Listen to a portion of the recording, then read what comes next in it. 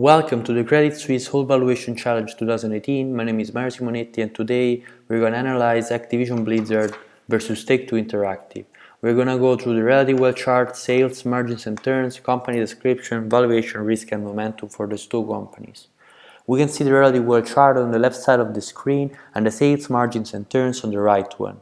The relative wealth chart is pretty stable. The only three drops of CFROI below the market implied CFROI are in 1998, 1999 and 2005, as you can see in those circles.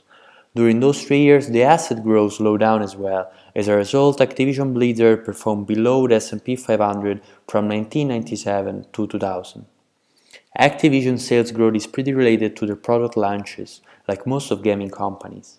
There is a huge spike in 2007 due to Call of Duty 4 release and 2017 for Call of Duty World at War 2.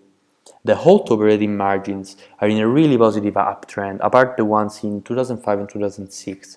That's because of low sales growth as well. The asset turns level were equal or above 1 until 2002.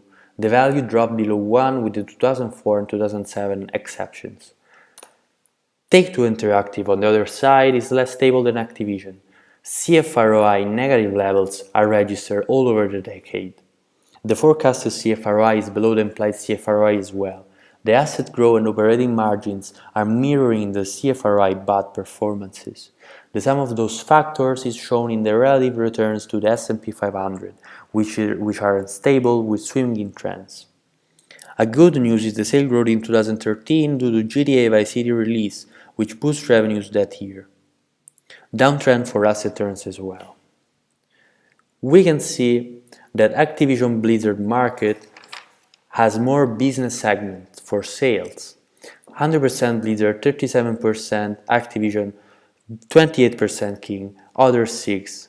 This gives Activision more opportunity over Take-Two Interactive, which has publishing 100% of business segment sales. We can see a 1% upside, but a price-earning ratio of 30, which is pretty high for Activision. The average credit rating is BBB and momentum table have just positive values. On the other side, there is a minus 17% downside for Take-Two, a current 32.3 economic price-earning ratio, which is slightly below the regional industry, but there is a really negative figure, which is average credit rating that is not present, and the momentum table is showing 2 negative signs for 6 months and 3 months forecast.